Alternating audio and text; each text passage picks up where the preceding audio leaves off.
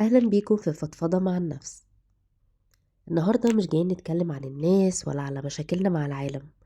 النهاردة احنا جايين نصلح أهم علاقة في حياتنا، علاقتك بينك وبين نفسك. لو انت حاسس انك عدو نفسك الأول أو انك مش كفاية مهما عملت، فالفيديو ده معمول علشانك. خد نفس عميق وتعالى نفضفض سوا. التعاطف مع الذات هو ان انت تعامل نفسك بنفس الرعاية اللي انت بتعامل بيها صديق تحبه. الجملة دي من كتاب سيلف كومباشن بتفضحنا كلنا. فكري كده لو صاحبتك الانتيم جاتلك وهي بتعيط عشان فشلت في علاقة او خسرت شغل، هتقولي لها ايه؟ اكيد هتاخديها في حضنك وتقولي لها حصل خير، انتي عملتي اللي عليكي والدنيا لسه قدامك. طيب ليه الموقف ده لما بيحصل معاكي انتي بتتحولي الجلاد؟ بتجلدي نفسك، بتقولي لنفسك انا غبية، انا اللي ضيعت كل حاجة، انا عمري ما هنجح.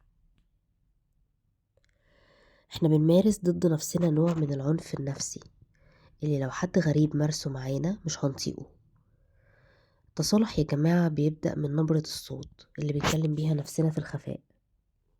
لو ما كنتيش انتي السند الأول لنفسك في وقت الوقعة، ما تنتظريش من العالم انه يطبطب عليكي. تاني حاجة، فخ المثالية. بريني براون في كتابه نعمة عدم المثالية قال: التصالح مع الذات بيبدأ لما بنتقبل ان احنا مش كاملين، لأن الكمال ده فخ بيمنعنا نعيش بحرية. الجملة دي بتلمس جرح كبير قوي عندنا. احنا جيل اتربى على الدرجة النهائية هي بس اللي مقبولة، وان الغلطة بفورة. ده خلانا طول الوقت مرعوبين نغلط، فبنفضل واقفين مكاننا خايفين من حكم الناس.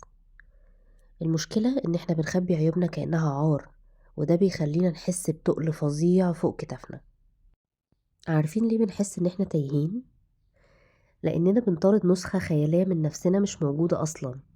النسخة اللي ما بتغلطش، اللي دايما متسرحة ومهندمة ودايما ناجحة. كل ده وهم. الحقيقة ان انت جمالك في نواقصك، في انك بتجربي وبتغلطي وبتقومي تاني. لما تقبلي ان انت بشر مش آلة، ساعتها بس هتحسي ان انت حرة بجد، وتقدري تاخدي نفس بكل هدوء وأريحية.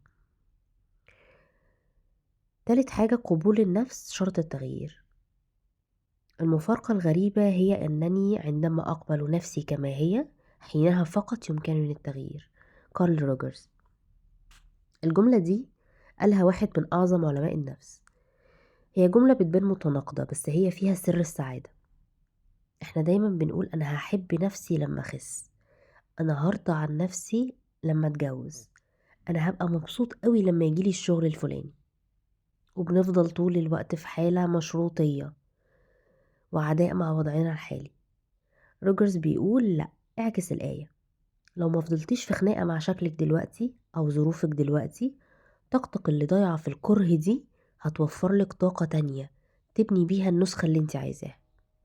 طول ما انت بتكرهي نفسك عشان تتغيري، انت بتدمري الأساس اللي هتبني عليه.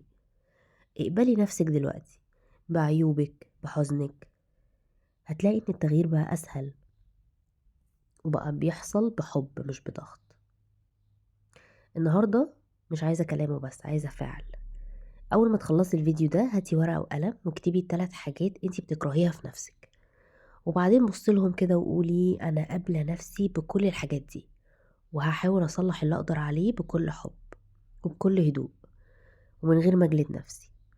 الخطوة دي هي أول طوبة في بناء السلام النفسي اللي بنحلم بيه.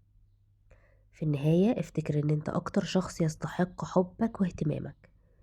جرب النهاردة تطبطب على نفسك وتسامحها على غلطة قديمة، وقول لنفسك أنا بحاول وده كفاية قوي.